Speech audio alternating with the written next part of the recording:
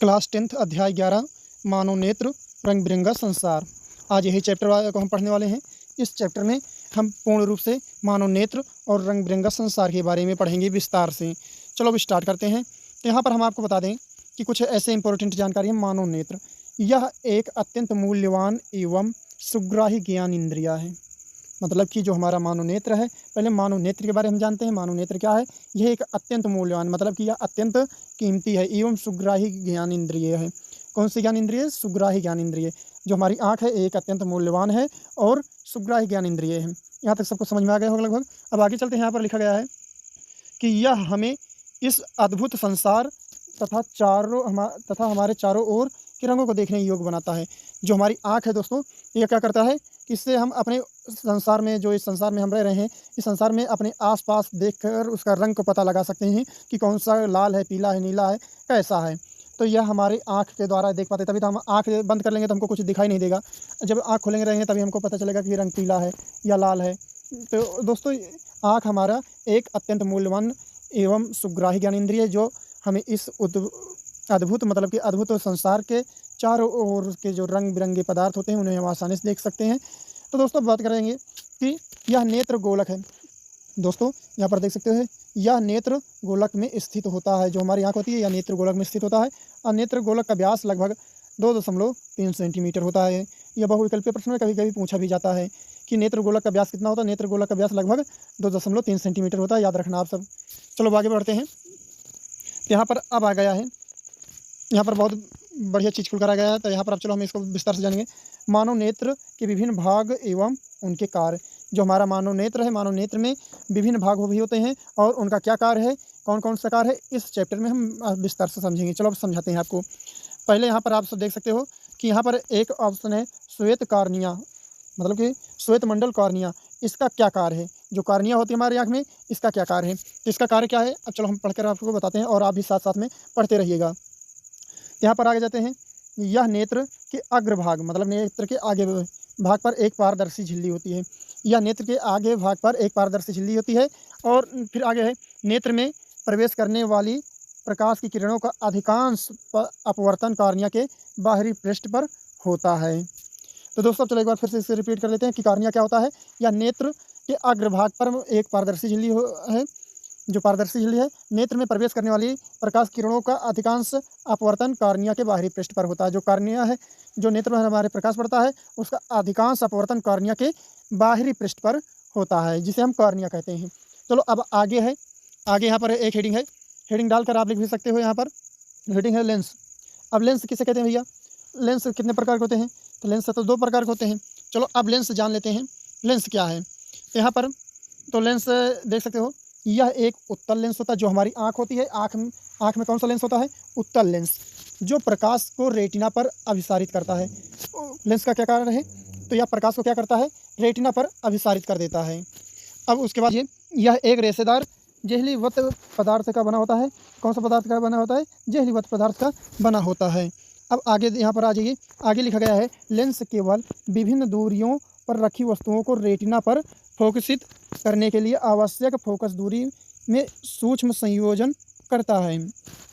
अब यहाँ पर उत्तल लेंस जो होता है, लेंस एक उत्तल लेंस होता है जो आँख में होता है और जो प्रकाश को रेटिना पर अपसारित करता है। यह एक रेशेदार जेहलीवत पदार्थ का बना होता है। कौन सा पदार्थ का बना होता है? जेहलीवत पदार्थ का। अब आगे है परितारिका। तो यहाँ पर परितारिका है। परितारिका कहाँ पर होता है? तो आपको बता दें कि जो ये परितारिका है, यह कार्निया के पीछे एक गहरा पेशीय डायफ्राम होता है, जो पुतली के आकार को नियंत्रित करता है। उसे परितारिका कहते हैं। तो ध्यान से एक बार फिर से देख लीजिए। कार्निया के पीछे एक गहरा पेशीय डायफ्राम होता है, जो पुतली के आकार को नियंत्रित करता है। जो पुतली होती है उसे नियंत्रित करता है, उसे ही परितारिका कहा जाता है। अब आगे आ जाते हैं, पुतली क्या होता है। तो यहाँ पर ध्यान से देखिएगा, चित्र भी है, आपको दिखाएंगे भी, चित्र में भी समझाएंगे। तो पहले अब यहाँ पर हम आ जाते हैं पुतली पर। चलो पुतली पर देख लेते हैं। तो यहाँ पर पुतली है।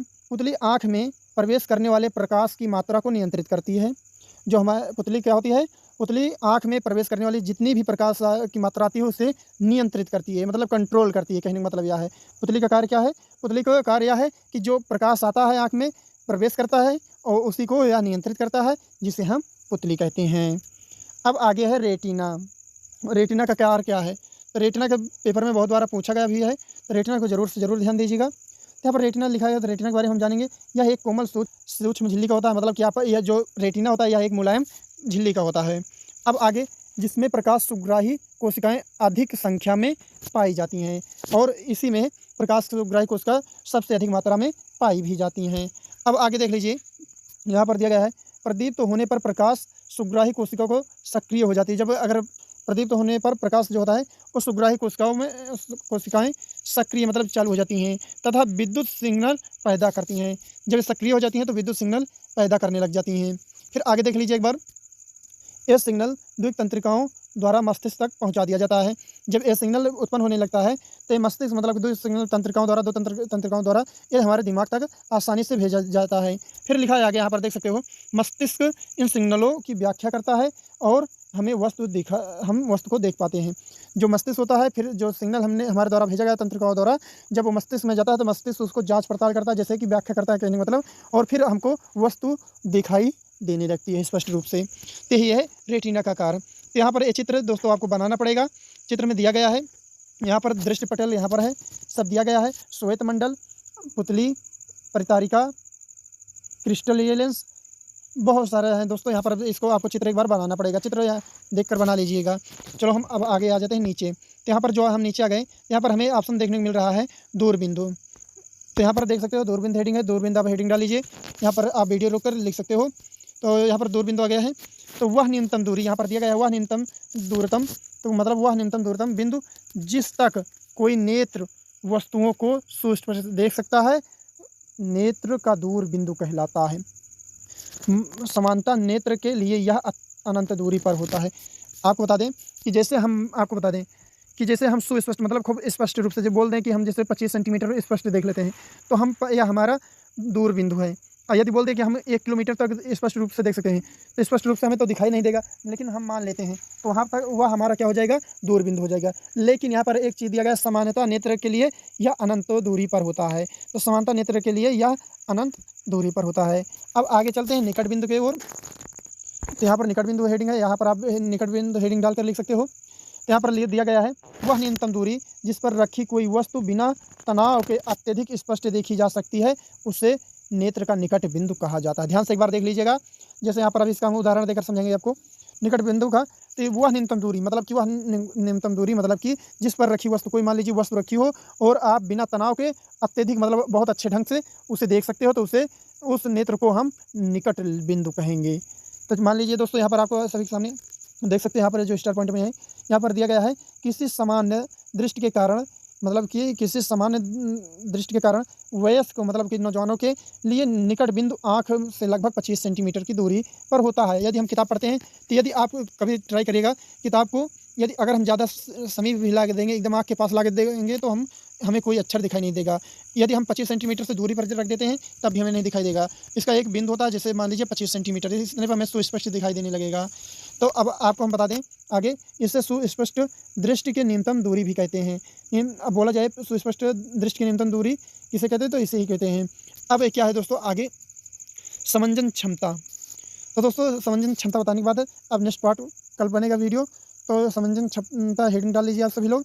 समंजन क्षमता का आप परिभाषा भी लिख सकते हो, तो कल समझेंगे।